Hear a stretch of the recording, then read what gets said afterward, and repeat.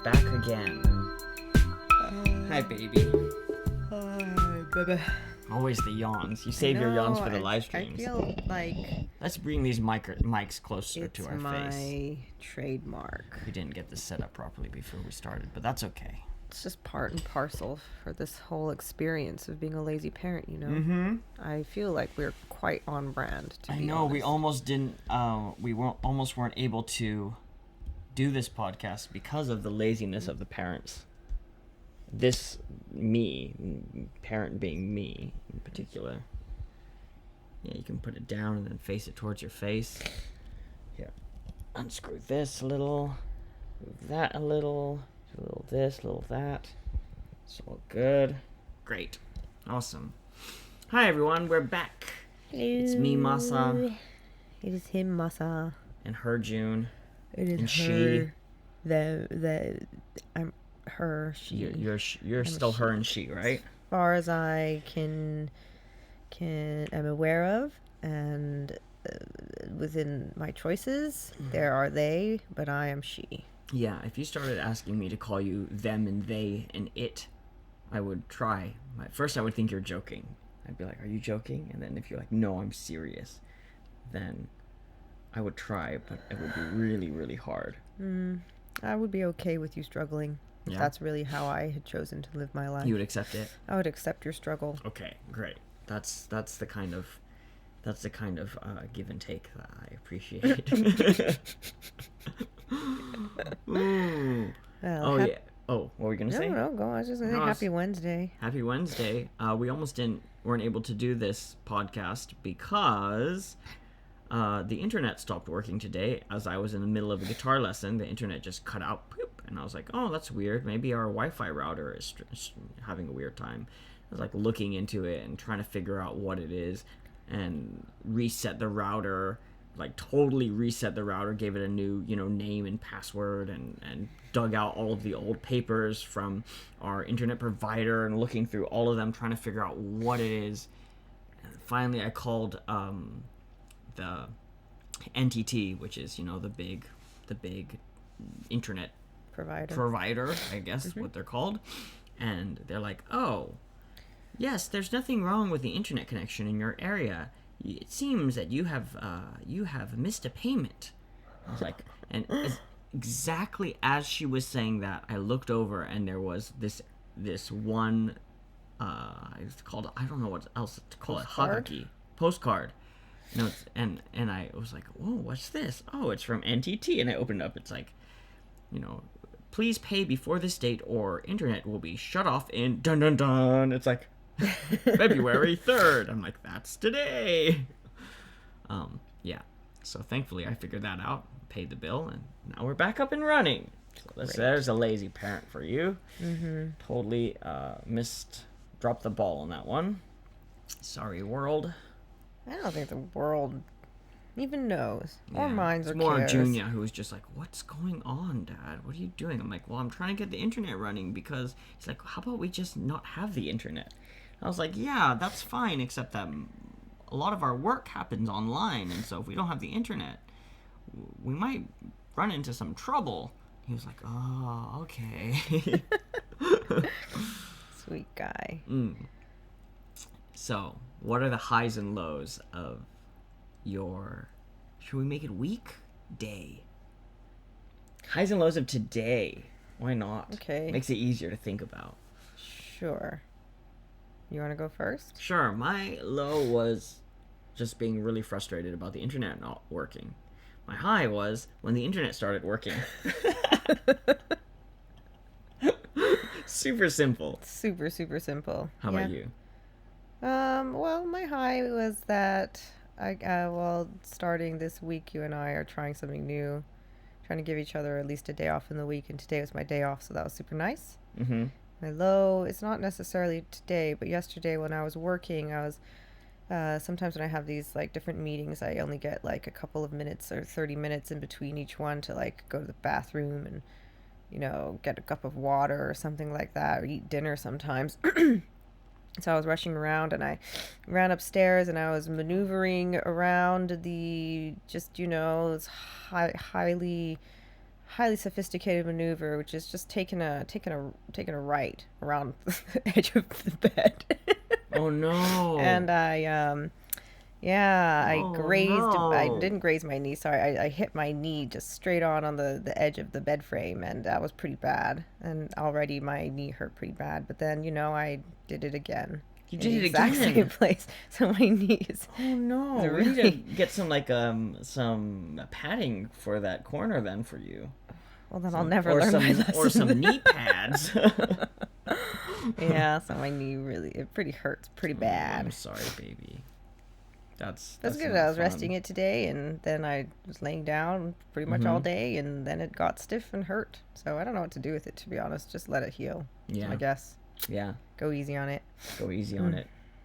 Give it some good, I don't know, TLC. cold compress or Bind some it with bind it with chains. no, with swaddling cloth. I don't Swaddle know. it with wrappings. I don't know. We don't know. But yeah, so that's my high, and That's your low. that's my Is low. your knee injuries? My knee injuries Fair enough. from all of this indoor activities. Mhm. So much so much wild intensity. I know. I know. I'm just holding that flag, walking forward like a pioneer into how many injuries you can get from a sedentary lifestyle. Mhm. Very nice. We're not totally sedentary. No, We we're move not. around here and I there. know. I think, but that's the thing. The moving is what got me injured. I don't know which side I'm a proponent for at the moment. A sedentary lifestyle or the moving, but the sedentary life, the staying still made it hurt more. Like laying down and stuff. No, it's probably resting. It's Yeah, I probably think it's healing. probably a good idea to let it rest. Okay, well, it's my turn Yes, to it kind of is. start us off in some sort of direction. And I thought I wanted to talk to you a little bit about something that I was having a conversation with somebody else the other day. I was talking to a friend, and we got on the topic of corporal punishment. And this friend was very shocked to hear that I didn't believe in spanking kids. Um, and he's like, it was talking about how uh, kids can feel what was it? Entitled and become spoiled brats, and are hard to control, or are just they just don't respect authority without the proper discipline, kind of thing. And I was like, well, do you see those problems in Junior? And how come he's not a spoiled brat and not, like, do you see the disconnect? Anyways, so we were talking a lot about it, and it's interesting because I live in a world where all of the stuff I see and read and people I listen to are people who don't believe in corporal punishment. Yeah. And I don't really live so much in the world of people who think it's a good idea. And I don't know, maybe things in the world have shifted so much that nobody really thinks it's a good idea anymore, and there's very few left. Or maybe it's still like 50-50 or 60-40. I don't really know. Do you have any, like, I don't know if there's some sort of census for pro spanking or I don't know. Maybe there is. anti But out of spanking. people that you talk to, Out of people that I talk to, honestly, I don't talk to that many people about spanking because it feels like it's a really big trigger point for a lot of people. what do you mean by that? I don't know. Either which way, when I bring it up, it maybe it's my lack of communication skills at this point, but when I bring it up, I often find that I'm met with a lot of the people feeling like their challenges are being or beliefs are being challenged, Right. and I get quite a bit of Right. um, defensive behavior, even sometimes from people who are non-spanking parents.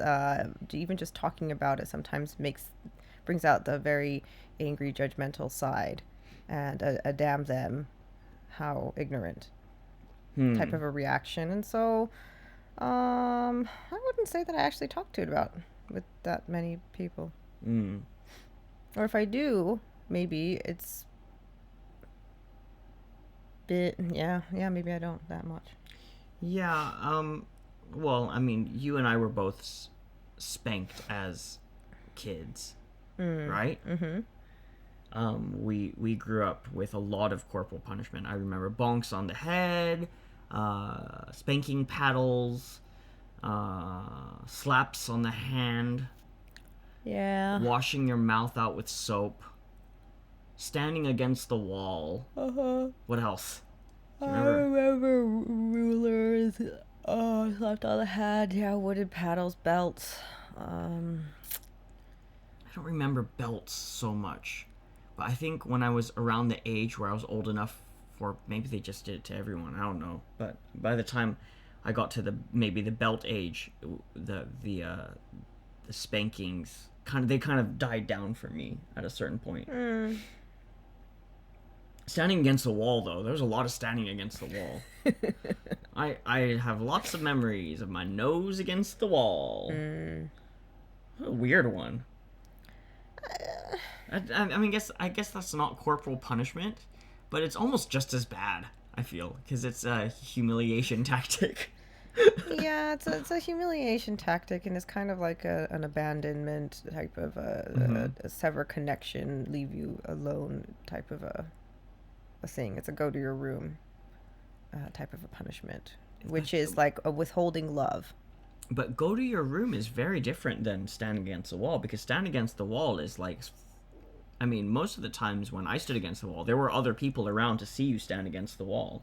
Yeah, but you weren't allowed to talk to them. They weren't allowed to talk to you. Right, but that's very different than go to your room, where you can just be in your room and have your own space, and you know, you know what I mean? Like, it's not a humiliation. I mean, kind of. It's time out, I guess. It's a timeout, so it's like you're disconnected from the rest of your clan for the time that you're in your room. But even in your room, you can at least have your own space. Yeah, I guess. Whoa, we're getting some comments from Kalina. She says, I wasn't one for corporal punishment. My ex-husband was. Huge conflict. Yes, that would be, wouldn't it? She grew up with all of it too. Hangers across the back of the thighs, nose on the wall, spankings, paddles, even went to a school that had corporal punishment. Yikes. And so, can I ask you, for you, what are the reasons why you feel like it's not a healthy thing to practice it in our family, or like with you and me and Junia? How did you come to that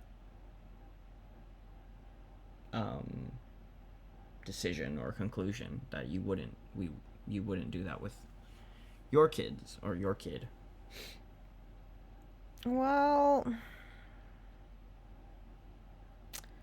I don't know. That's a difficult one to answer in like one clear, concise way, because it was a series of realizations. Yeah.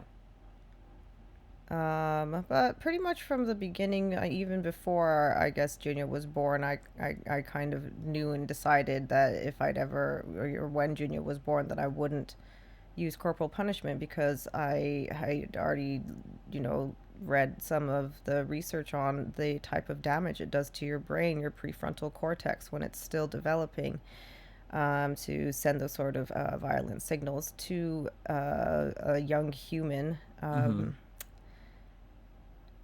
It's just, yeah, it's highly damaging, and it damages your executive center, which regulates your ability to stay calm and make clear-headed decisions, and basic just things in life. And so I always knew that that was something that I wasn't going to do, and I knew that there wasn't a need to do it, because I'd seen other parents raise their children without corporal punishment. It was very few.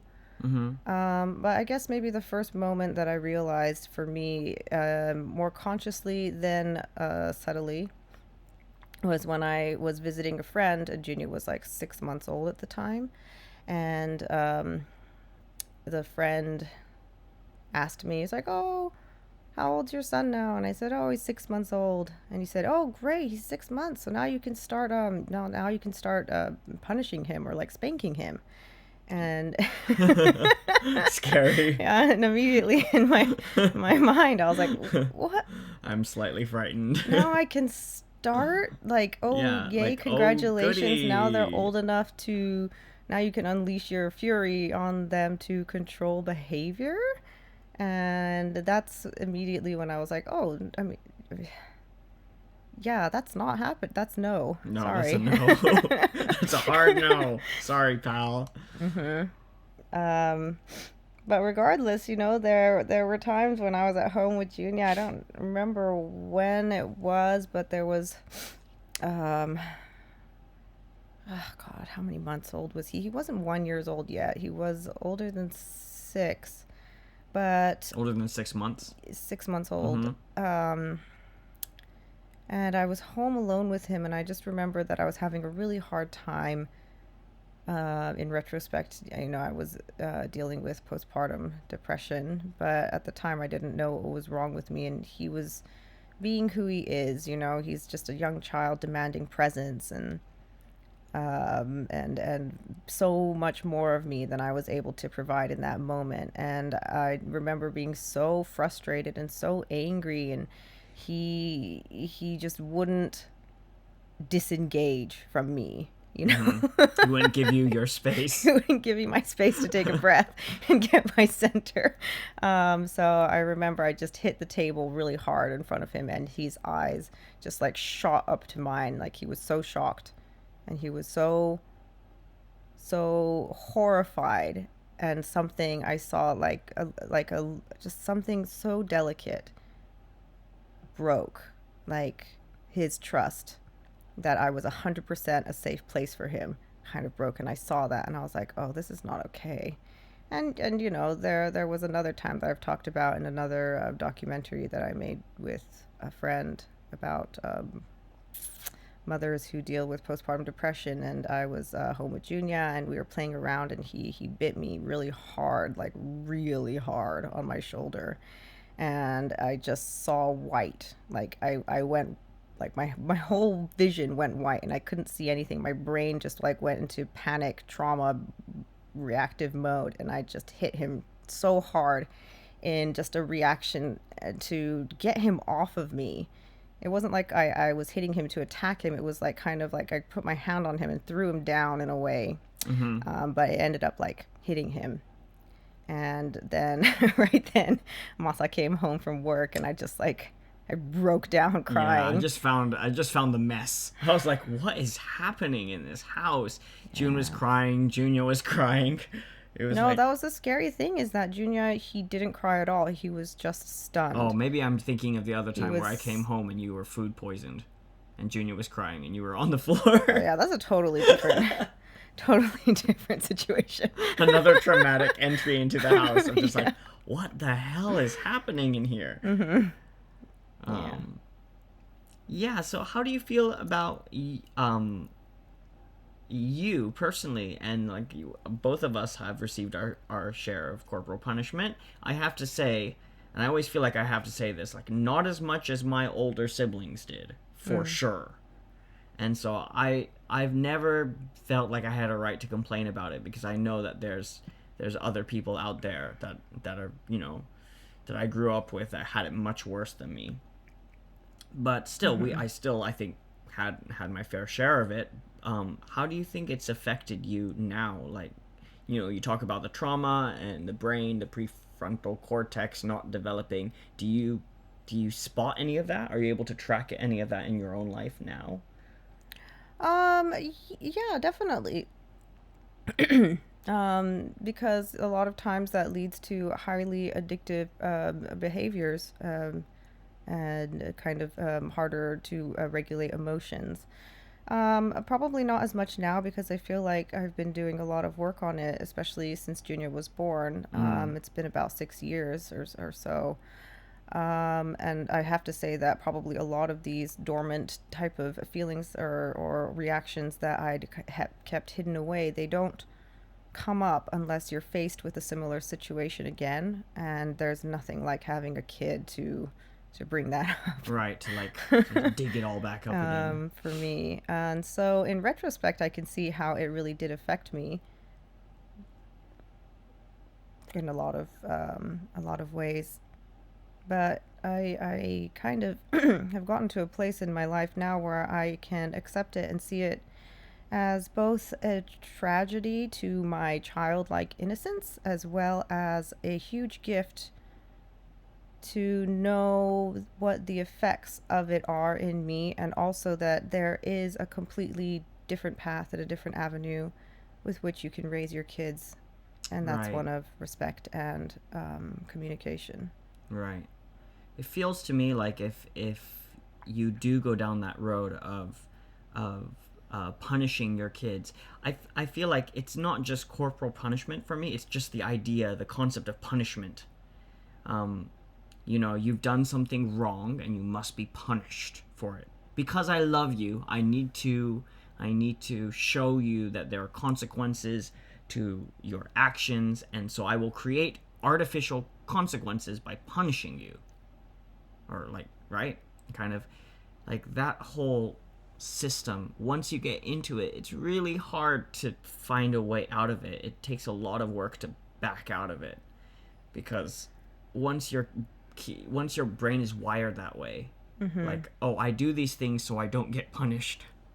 If the Yeah. punishments go away, all of a sudden, so does your incentive to do the things that the people have been trying to, your parents or guardians have been trying to control you, to do. Yeah, and I guess just on kind of a more um I don't know what the word I'm looking for is, but in a more indirect Mm-hmm. kind of a way, I didn't want to raise Junior with fear. Right. I mean, of course, there is a healthy amount of fear, like don't touch the burning stove type of fear, or just awareness that you need to instill in a child. But it felt to me like if I raised him, or we raised him with fear, don't do that, or you will be physically punished or hurt or sent away. Uh, and I don't know, what's the word? Sent away into separation and seclusion, like, Right. with withholding love. It just felt like all of these things were created to diminish you, to make you smaller as a human, to contract and not expand. And I wanted Mm. to be able to help him rather follow his bliss and find the things that make him feel good, make him feel more like himself, that he feels more expansive, and go in that direction. Right. That's all. It's whether a lot of times my feelings and my decisions, I'm sorry, it's not logical at all. It's just based on whether it helps me expand. And if it feels like I'm contracting, I'm like, I yeah, this isn't good. I feel like I still have some triggers from the way I was brought up. Like, I've totally gone against the idea of corporal punishment or even punishment in general. I just feel like life has enough real consequences Yeah. that are really there in reality to show you what are what are good decisions, what are bad decisions, what risks are worth taking, and what risks are probably not worth taking. For example, like lying. It's okay to lie. It's fine. Like, lying is not a bad thing. And for my whole life, I was told lying is bad. You're a liar, or don't be a liar. But the truth is that we all lie to get by. Like, how are you? Oh, I'm doing great. Because you don't want to have a 40-minute conversation as you're coming into the office or whatever, right? There's sometimes where lying is very, very helpful to protect yourself, or to set boundaries, or I don't know if you should even call it lying, but to not disclose the full truth of the matter or whatever. Right. And there's sometimes where lying is very, very harmful for a relationship or for the trust that you're trying to develop between two people, and lying is just not a good idea. And so the the the consequences of taking the risk of not telling the truth is big enough that it serves as its own punishment in a way, as its own sort of like lesson to be learned, without being like, you've lied, now we will wash your mouth out with soap, because it becomes this whole other weird thing where it's like, you were wrong. you know, you as a being are wrong. Right. Right. Yeah. Yeah. Instead of like, that was probably a bad decision, you know? Yeah, and kind of like walking through the decisions that you made and why you thought they're beneficial and what it could turn into, just like going through running different possibilities, it Mm-hmm. feels a lot more practical and helpful in the future rather than just bad behavior. Now you're gonna feel pain. Ah, yes. I was trying to say something and I got totally distracted. What I was going to say is where I'm still triggered Okay. is there's still a part of me that's like, because I said so. Oh, really? Yeah, it's still a little bit there. And it's just Mm. like Junior's now in the phase where he likes to contradict everything and just pick apart everything you say. Like he'll just come back with some real not smart but smart comeback, you know? You know, like, what's in the can, Dad? Oh, there's nothing in the can. No, but there is something because air is matter, and you're like, oh, okay, fine, yes, you're right, you know, and you're like, So annoying. it's so annoying, and it just goes on and on and on until I'm like, Junior, can you not touch that right now? Why, Dad? Because something. I'm like, because I said so. You know, like just I'm like, okay, this is a trigger. This is something that, you know, I learned from my parents who were just like, do this because I said so, and it's like, yeah, of course. I know that's Junior upstairs moving around. I think he's going to the bathroom, and I think he might be coming down the stairs now. We may, in a little bit, get visited by Junior. We'll see how this goes. We'll see. Yeah, it was definitely something that I was raised with. Like, do it. They even had a song. Do it because Daddy said so. Because Daddy knows best. That's right. Oh dear Lord. Yeah, they had a even had a song about do it song. because Daddy says so. He's coming, isn't he? It's possible. Will Junior go back to his room and go to sleep, or will he try Or to come to will our he room? Come and Will he make go a to our cameo room appearance and then find us not in the bed, and so make his way down the stairs with grumpy, tired face? So many possibilities. We'll have to see. We'll have to see.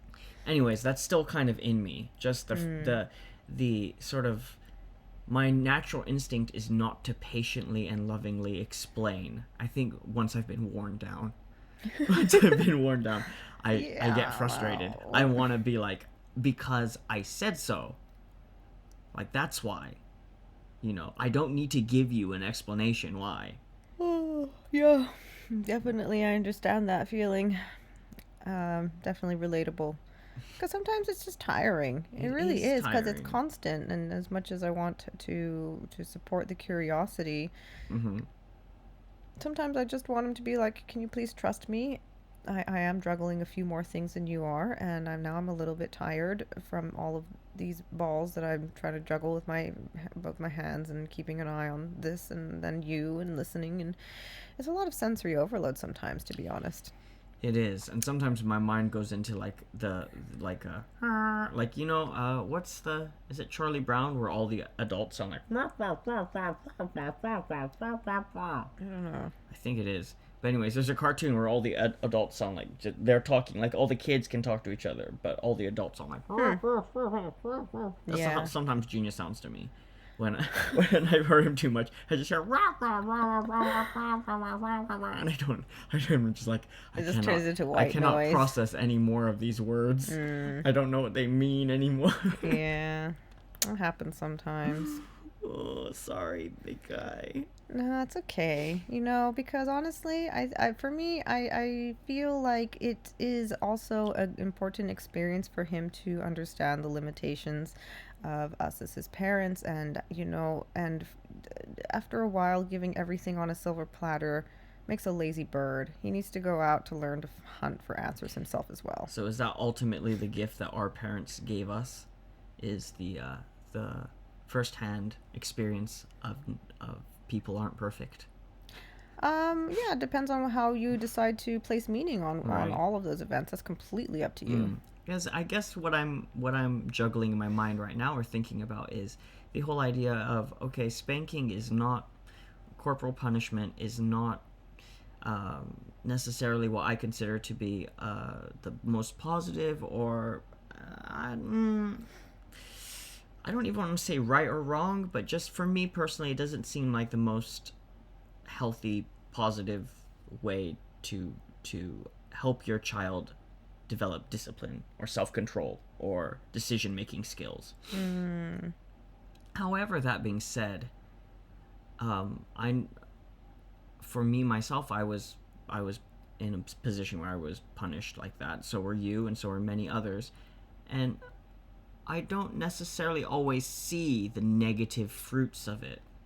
I guess they are there. They are there. Maybe they're just so deep in that I don't, like most people will say, hey, but I turned out fine, right? Yeah, and I definitely had a time as well in my life when I was like, well, I turned out fine. And that was really scary at one point, to be really honest, when those thoughts came through my mind with Junior, when I was losing my patience. And I was like, I wish I could just slap you. These thoughts go through my mind. And then immediately, as if to and one side of me lawyers up in my mind. I'm like, it's fine, because after all, you were okay. Look how you turned out. Right. Until I got to the point where I was like, on both sides. I'm a Gemini. My son is in Gemini, and so I constantly have like dialogue and conversation in my mind going on nonstop with multiple aspects of myself.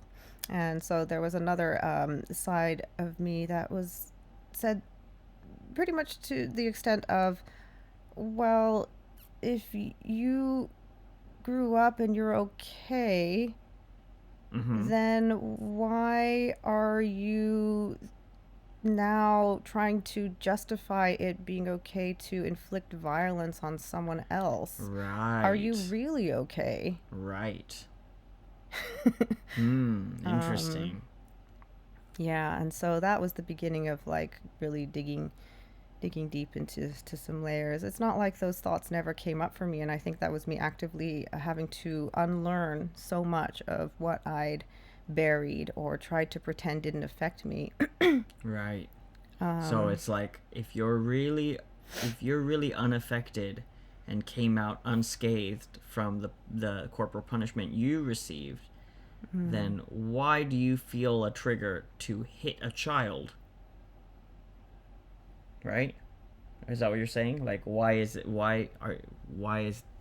there something there where you're trying to lash out in some way to, or I don't know. Is that what you're saying?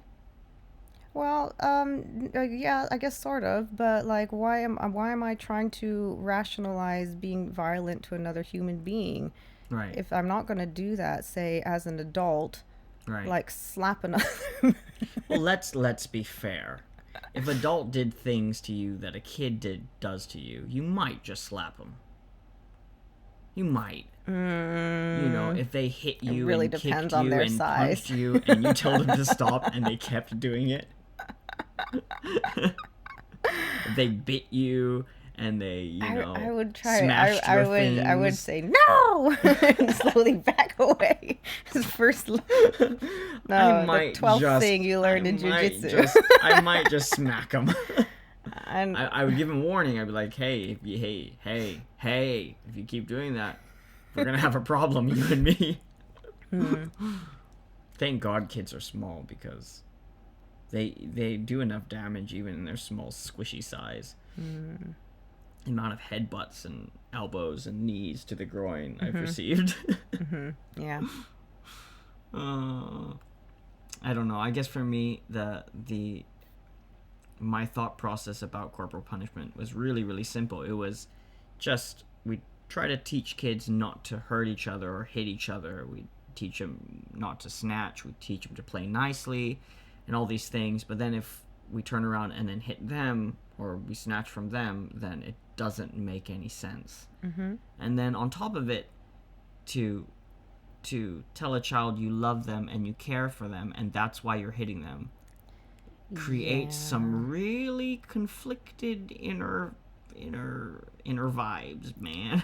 Yeah, and then, You know, then I think that's why a lot of people grow up with their kink. very own, yeah, kink, sure, and their own individual, what they believe to be expressions of love. You know, when you grow up, you search for environments that recreate the ones that you grew up in. And so if you were born into, say, a physically abusive situation, then often you'll search that out in your relationships as well. And then you don't feel like you're getting that level of connection or love unless it's through an act of violence. Right. Right. I don't know what my point was there. It's okay. Um, yeah. I don't know.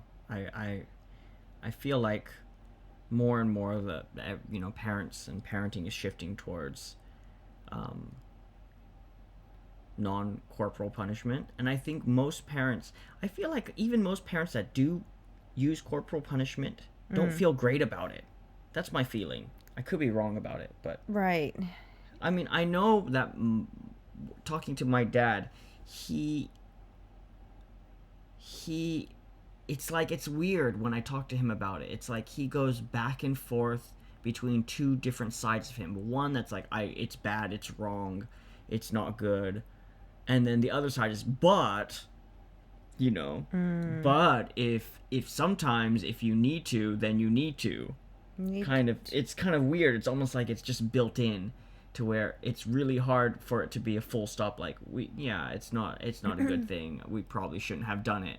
It's like it's not a good thing. We probably shouldn't have done it, but I still, and then it goes back to the other Mm. side of like sometimes a kid just needs to, and Right. it's interesting to see. It's like, oh, it's just so ingrained that's Yeah, but maybe that has not so much to do with spanking as it just does with the perception of control. right. Because that's what kids really do to you. They challenge your reality and your assumptions of what you believe you have in control, and they really Right. just shove in your face how little you have in your control. And so a lot of times I feel like the underlying um, uh, I don't know, power behind corporal punishment is just regaining control by pure force, because you're not going to take the time to make their minds or their bodies or their feelings or whatever understand what's going on. You're just going to break their pattern with your own violent pattern and then create new ones for their Right. neural pathways. It's a very It's just like I feel, convenient, yeah. easy way to instantly regain control. Yeah, and so like just putting other people aside because I'm not inside them and I cannot assume what their experience is. Sure. If any time in my experience I ever felt like I wanted to use corporal punishment or that I wanted to use a quick easy fix like a slap across the face or violence to get his attention or to make him listen to what I'm saying or do what I want him to do, it always comes down to I feel like my control is on shaky ground. Right. I feel like I'm losing control of the situation and I need to get it back. And that's usually what comes up for me when those thoughts are going through my mind. So I feel like rather than it being, say, I don't know what people call it, an act of love or loving discipline or guidance, it's just a fight for It's a control. power It's a struggle. power struggle. Right. And it's an unfair one when you're larger. right. So you use physical force because it's the arena in which you will win. Yes. Right. To a to To till they till they till turn they 15. yes, and then if by then you have already mentally subjugated them, then sometimes they'll just be broken, not broken, but Or they'll submissive rebel. for their whole life, or they'll rebel, Yeah. Who knows though? or they'll rock between this pendulum. With some people they'll be able to rebel because they feel like they're bigger and stronger than them, and then with other people they'll be submissive and they'll just do whatever it takes to survive Right. in a highly volatile emotional mental situation. So how do I heal? How do I shed the trauma of being spanked as a child? and fix my prefrontal cortex, or is the damage done?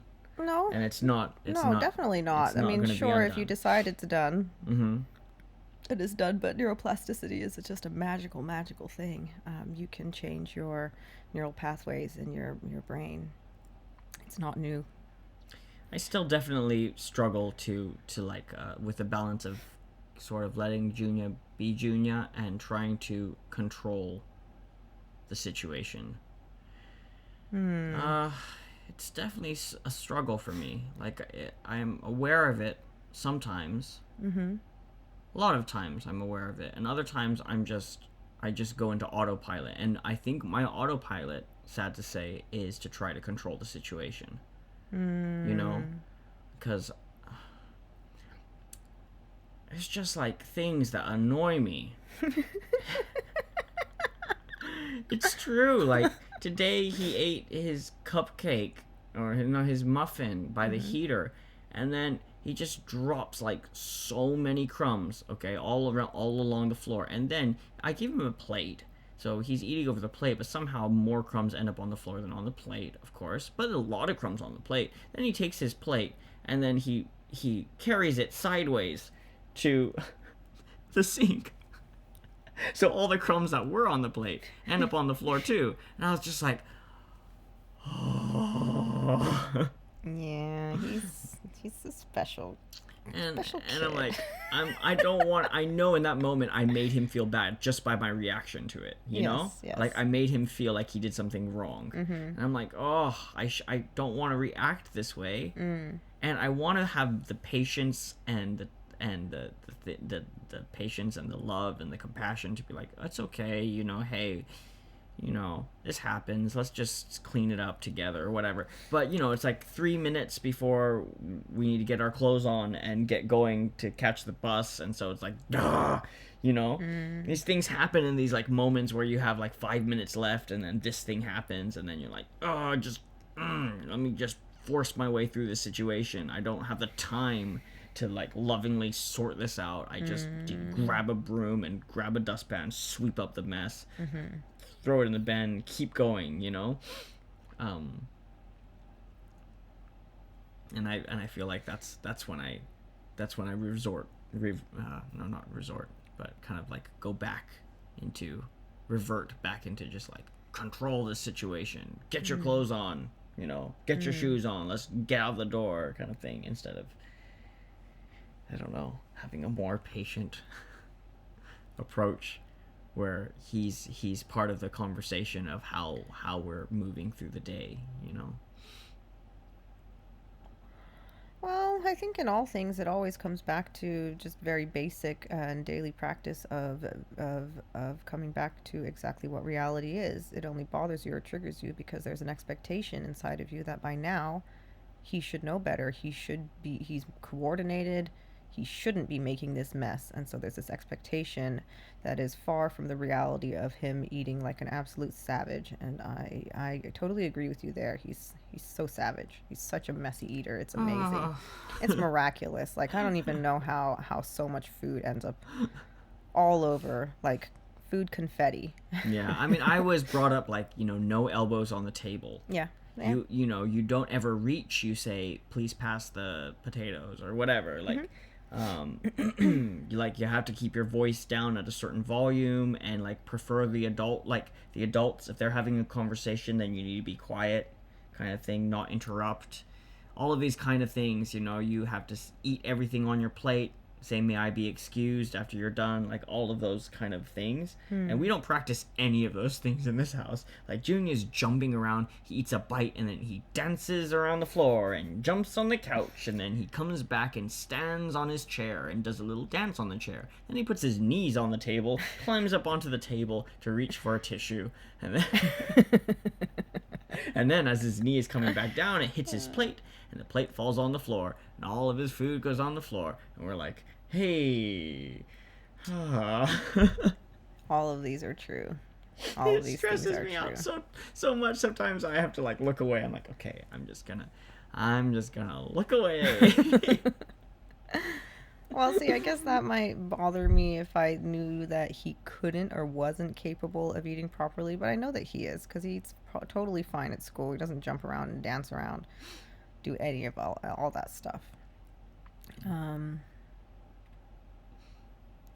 yeah, so I don't know. It doesn't bother. Of course, if the only times a lot of things bother me is when I personally am drained and tired. Mm-hmm. That's about it. Right. In which case, it's really my problem. Right.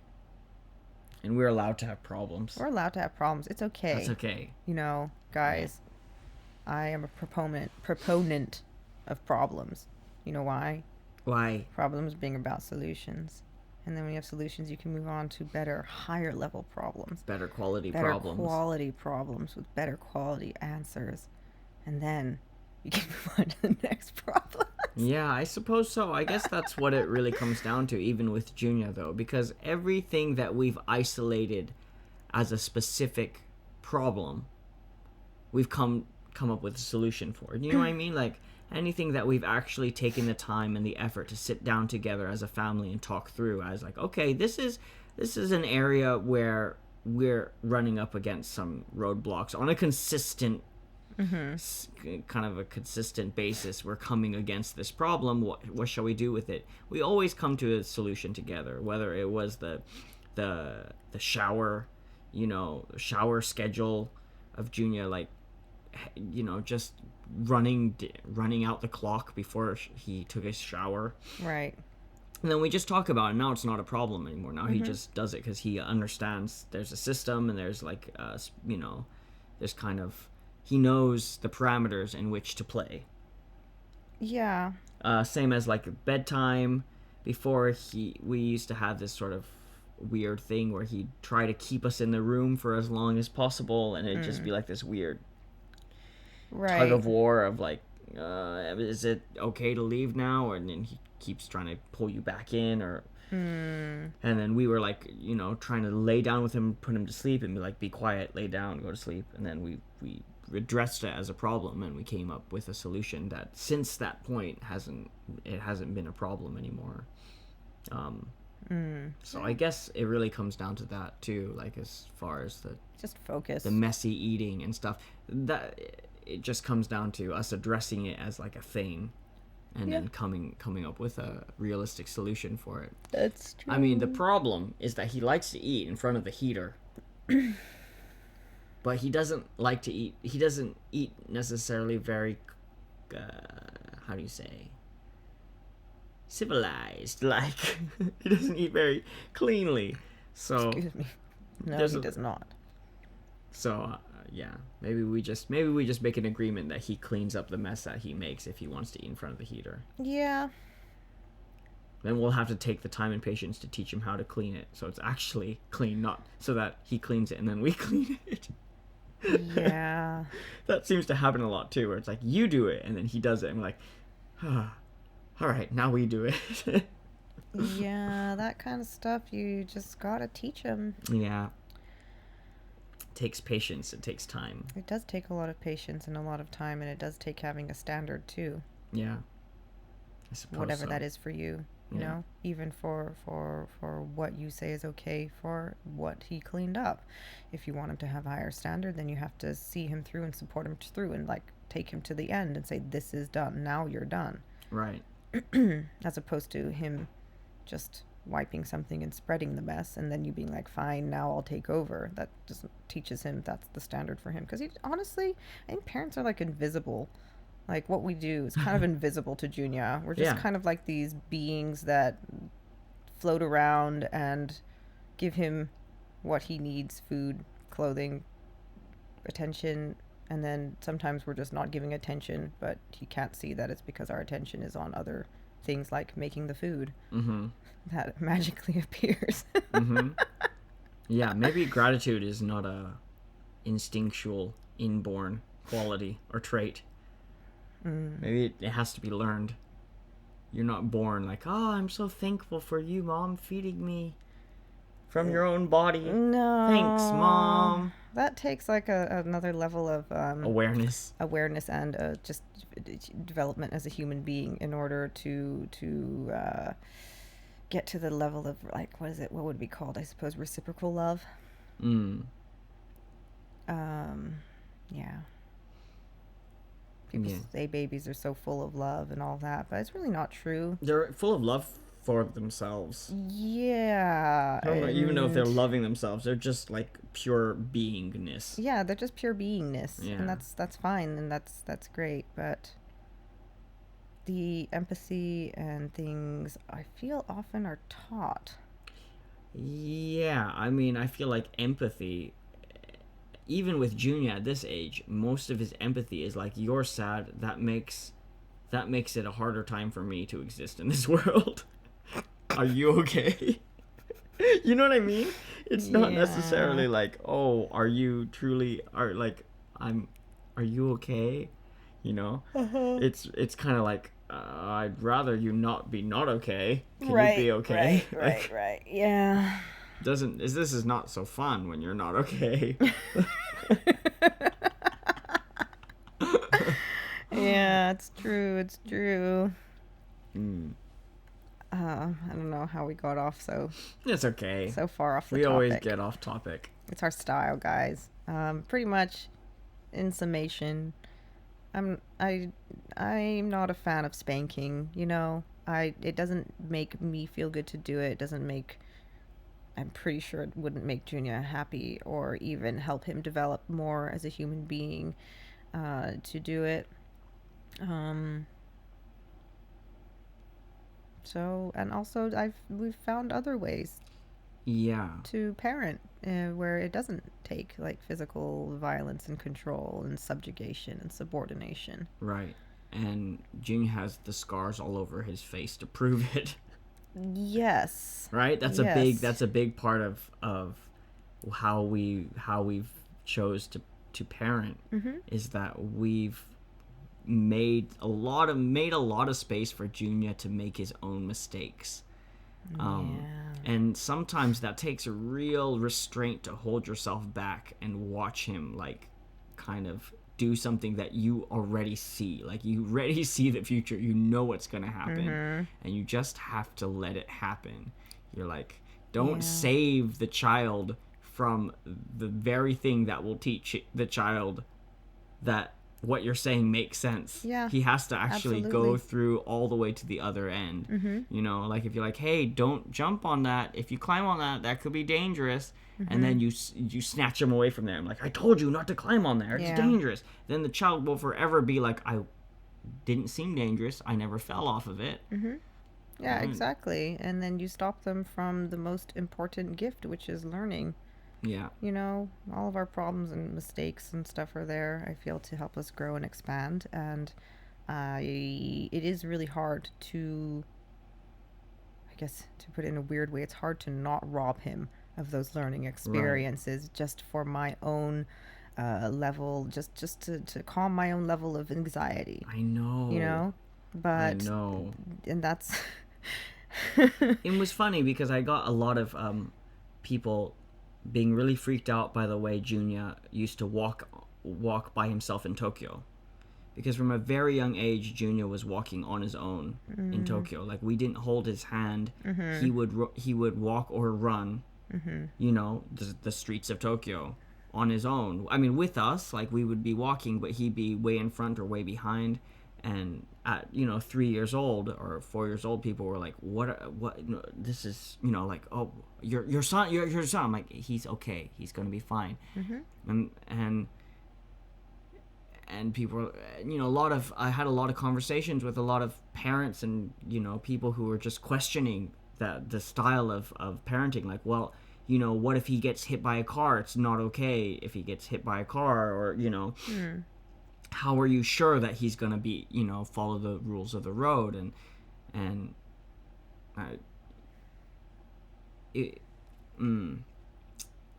it starts, for us, we of course started by holding his hand as we walked, and we only let go of his hand when he was aware of the rules of the road, and he would abide by them, stopping at each crosswalk and waiting for us to get there. waiting for us to give him a signal before he crossed the road. At the beginning, he crossed the road holding our hands when we crossed the road, and at a certain point, it was like, okay, you can cross the road on your own. You know how to do this. Just give a little signal to us, or we'll give a signal to you to let you know it's safe. And there were some non-negotiables, because for something like that, you can't just say, hey, let my child take a risk, and if he gets hit by a car, he's going to learn. That's a little bit too big of a risk, at least for me, to say, hey, he'll learn by, trial and error. You'll get hit by a car, and then you'll find out. So, I mean, but there's still a way to do that, and the way to do that is the risk is the loss of freedom. Like, you will risk losing the freedom to walk on your own, and you will have to hold my hand. Well, I think one thing, like, rather so much than saying that you're running the risk of this, one thing that we both always talked about is the level of trust.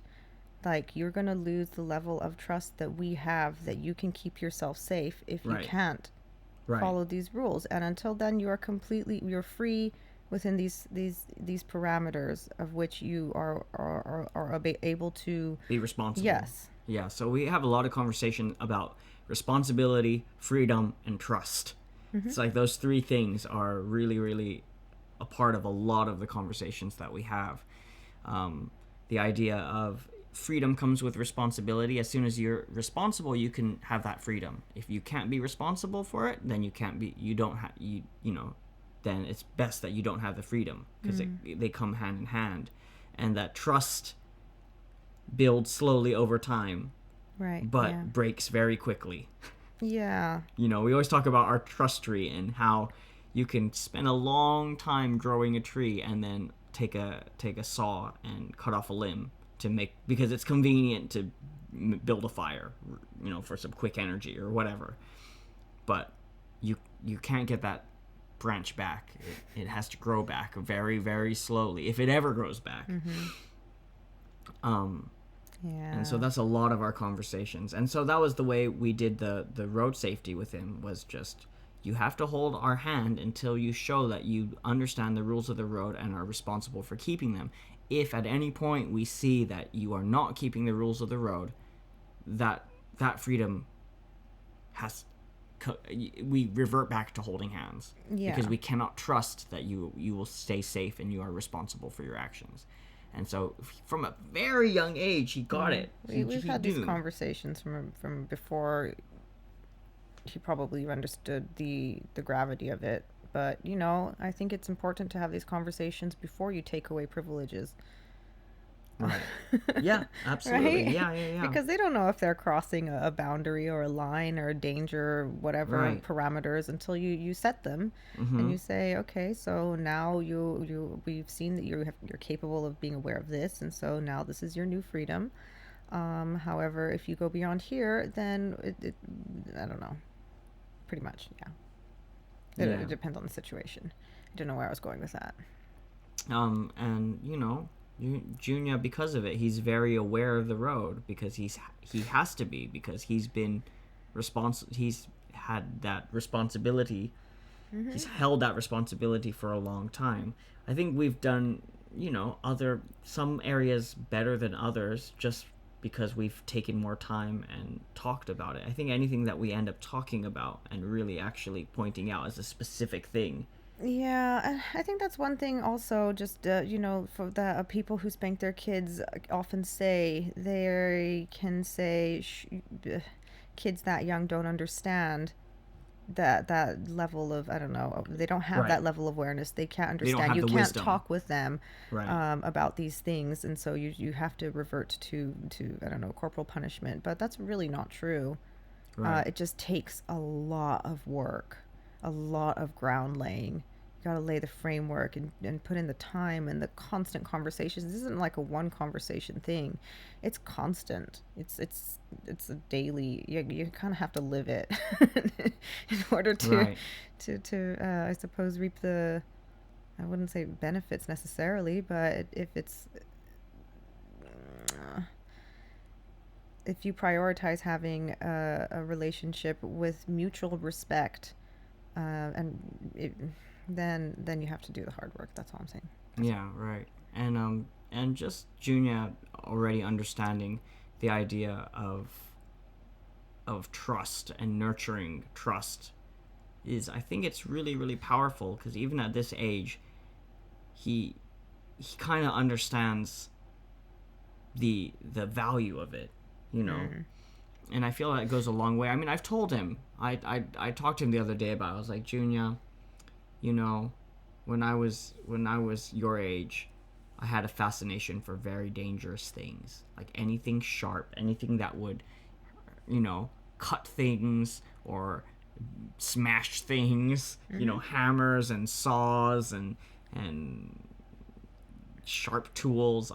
There's a fascination for them. And I would be very sneaky and try to find a way to like sneak around and touch those things or use those things. Right. But I told him, like, you know, please, if you ever want to use any of these things, just ask me, you know, just, you don't have to sneak, just ask me, and we can, and you know, you can use them, but we can use them safely. But please, you know, let's keep that trust that, right, yeah. that we can have these dangerous things and we can use them, but use them safely. He's like, okay, Dad. That's good. Because I remember stealing my dad's like pocket knife so I could cut things, saw things. Yeah, you just gotta be able to learn to trust your kid, trust yourself. You know, I guess you can't really trust other people when you can't even trust your own reactions to any situation. And so I guess at the end of the day, like all things, it comes down to your relationship with yourself. Right. It's very simplistic, but super helpful to having a full spectrum life. So baby, how was your day off? How'd you enjoy it? I enjoyed it in the kind of resting my knee, reading a book, and binge watching anime all day. Was it good? Was it good to feel like I don't have to answer to anybody? It was really great. Did you eat anything? I ate your cheese toast. Oh, that's fine. It was like I cold made it this morning. And like yeah, hard that's fine. and cold, and if Does I see a anybody hard else, and like- cold cheese toast, I'm gonna eat it. He's gonna go for it. Yeah. It's his favorite. Does anybody else have this? Like, I have this habit where I make a plate of food and I always leave just like sometimes Something. just one bite left. For some reason, some part of me just can't finish that last bite. Not always, but it's literally just like one bite, and I'm like, oh no, way too full. Yeah, it's interesting. You do Right? that. Yeah, I It's- always see food in the sink, just like It's not like a lot, you know. It's like one bite, and I know, like, Yeah, logically, you I do probably that. could finish that a bite. lot of times it is more than one bite too. Like Well, like nowadays, a whole cheese toast or like Oh well, see that I'll leave it out because I know you'll eat it if I leave it. Wow. I also Wow. know that a How lot of times lucky are you? I know a lot of times that if I don't prepare some food, you just won't eat. It's true. So sometimes I leave food around. So you Thanks. leave. Like a reminder, a little reminder. Yes. A little piece of cold pizza on the stairs. This is why we are so compatible, because I leave food. And I only eat food that I find. He won't prepare food. He'll only I eat food prepare he like happens food. upon, I like a prepare vulture. the most basic of foods. I don't go very far. Like if it's just for me, I don't go very far. I'm like an omelet or like salad and chicken. My partner, Caroline writes, my partner calls it last bite syndrome. He never finishes his food, especially dessert. I don't understand it at all, especially dessert. I don't understand it either. Is this a true syndrome? Because I just don't. If you have last bite syndrome, then Junior has it too. Yeah. He always leaves just a little bit left, and then he's like, "Can I be done?" Great. So it's a sickness. Now it's no longer my responsibility. It's a sickness. It's a syndrome. Wait, is a syndrome the sickness? No. Syndrome is a symptom of a sickness, right? So wait, what is the core bacteria germ playing? Maybe it's like I'm saving this for later kind of mentality. No, there's no feeling of Gotta save it for the honestly, end for me, it's times. just like, no, I'm done now. Don't even show me that last bite. This has nothing to do with me anymore. And Huh. I completely Huh. disengage from it. I don't know why. But I'm so glad. Thank you, Caroline. I know now that I'm not alone. I don't really have that, do I? I pretty much eat everything in my plate. Regardless of whether you're full or not? No, sometimes you leave stuff. Eh? Yeah. Do I? Yeah, totally. I see it. Sometimes. Not infrequently. Yeah, I don't know. Sometimes I do, but I feel like for the most part, I'm operating outside of what I feel, like what my stomach feels like. You know, I'm just eating because I know I should eat. And there are few times, but sometimes where I eat and I'm like, ugh, I don't want to eat this. And those are probably the times I leave some at the end, where I realize too late that I didn't want to eat it. But for the most part, once I start eating, it's almost like just a thing that I do, you know? Like I'm just, regardless of taste or texture, I'm taking bites. It's happening. Yeah. I learned that when I was 6 or 7 at the big combo home where we had liver pate, which wasn't liver pate. It was just boiled cow liver that was blended. Oh, wow. Yeah, I think I hated it so much I would put like anything on it. I would put like molasses on it Oh, why? or ketchup or anything just to change the taste. Oh, that sounds terrible. Just to like alter the taste. That's how bad it was. That sounds awful. He says for him it was because this is Caroline saying, he says for him it was because he grew up poor and now he knows there's always food. He doesn't have to finish. I love to finish it all. Huh, maybe that's what it is. Were you forced to finish your food as a child?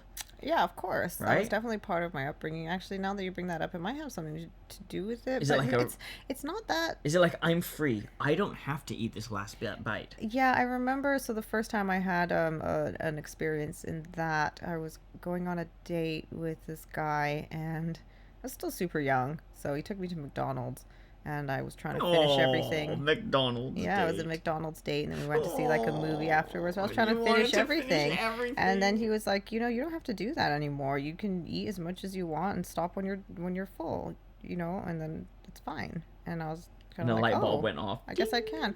But I don't know. I feel like this syndrome thing is happening a lot more recently. Mm-hmm. It's not something that had always happened. Like I can Maybe it's because actually the amount that you want to eat is shrinking. yes, that's exactly what I was gonna but say. your eyes haven't Caught up to so it. your stomach is smaller than your So eyes. yeah, these days I've definitely realized that I eat way less carbs than I used to. I used to be just like a carb junkie. I could eat rice and I could eat bread of all sorts and pasta and noodles for days.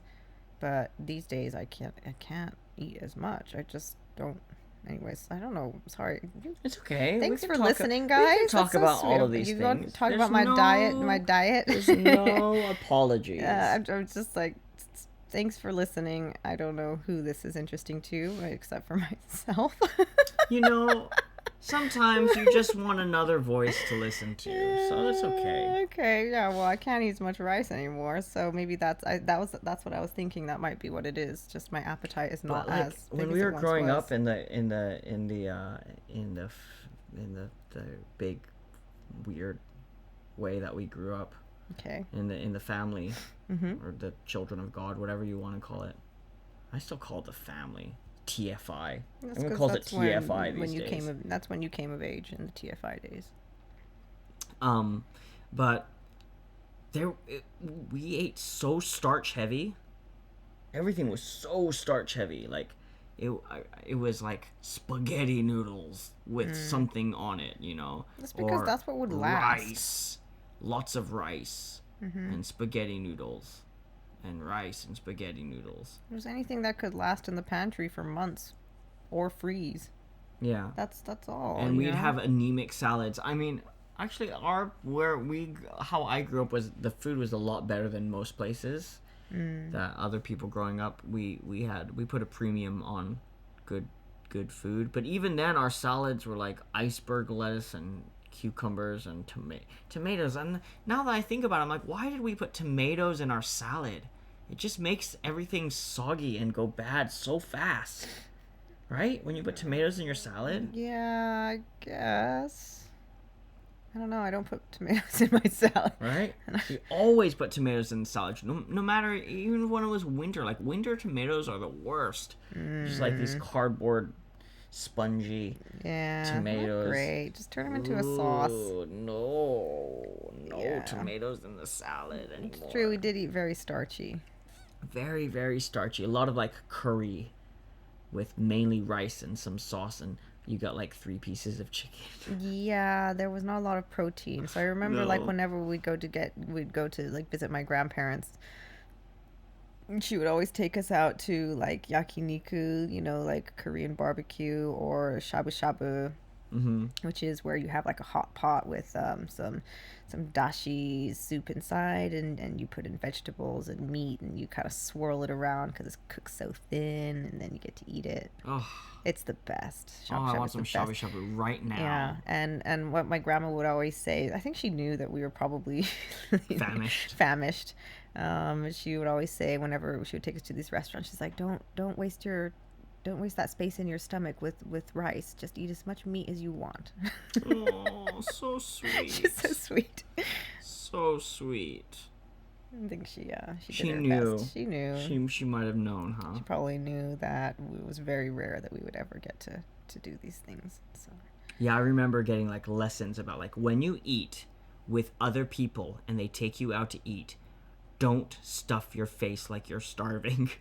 And like it's the first time we know that the food is going to be really good. Really? You had these pep talks? Because like there was this whole like thing of like, okay, we were like, most of the food that we ate was the cheapest food that we could possibly buy or provisioned food, right? I mean, the era changed at some point when people started actually getting work and started to work. Then the food situation changed. But for a long time, even though the food situation changed, it was still like we were still eating, pretty simple, basic food. But then we, because I did a lot of music, we do these shows, and then after the show, a lot of times you'd sit down with people and you'd eat food that was proper food at a restaurant or a hotel or whatever, and then they had to coach us kids to be like to not look like scavengers, act like it's the first time we ate out, to not be so Oliver Twist about it all. I'd like another bowl of soup, please. Wow, that's intense. Oh. Well. Yeah, the worst was probably like, I can't imagine. I love to go back and see a whole troop of cult members raiding a Sizzler's salad bar. Yeah, man. Sizzlers. We did that. Remember Sizzlers? I do. The salad bar was so amazing. It was and so now, amazing. Like, we went back once. Remember we went to Sizzlers? Yeah. When did we go? Was that when we did the Christmas homeless thing? Yes. Right? That's the last time we were at Sizzlers, right? Yeah. And we went there, and like I was like, this sucks. This salad bar sucks so bad. I don't know if they've changed over the years or something. What did we like about it? I think that it was food.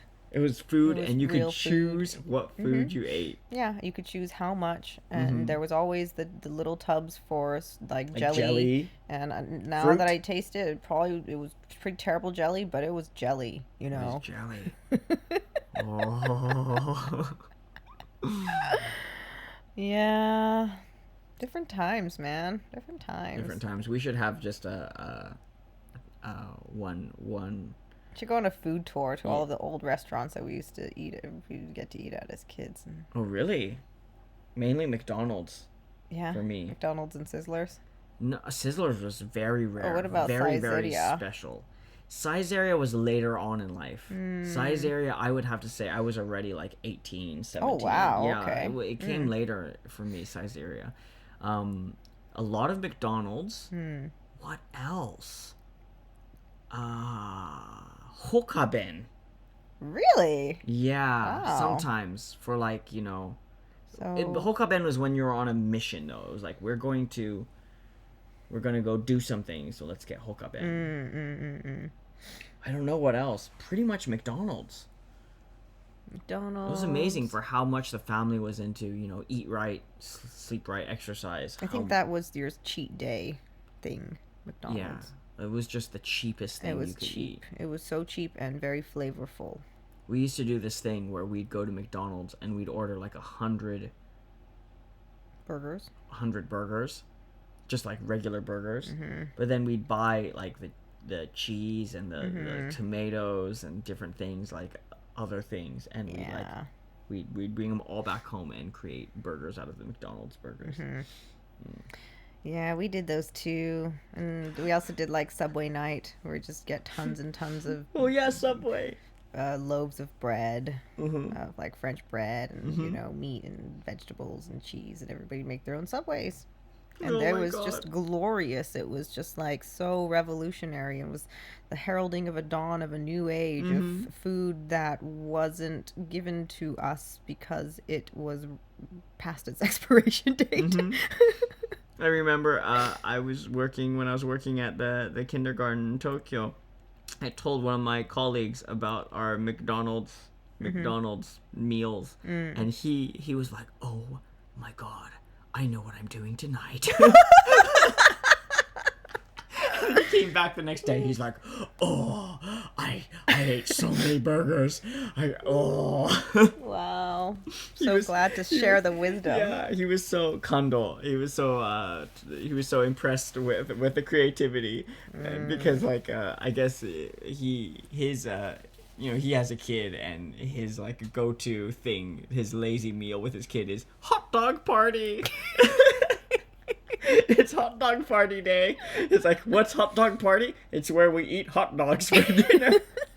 What, you mean like you bake hot dogs with buns? No, just the hot dog. You just cook some sausages, pretty much. It's a hot dog party. It's like, everything sounds more fun when you put party at the end of it. Wow. Good job, man. Good job. Have those hot dog parties. And on that bombshell, shall we say goodnight? Yeah, I think we have veered far enough away from the original topic to call it, I think so, a successful podcast. Well, everyone, we'll see you again next week. Bye for now. Bye. Bye. I can do this. I know how. I press this button right here. Boom. Yes, I got it. I made it happen.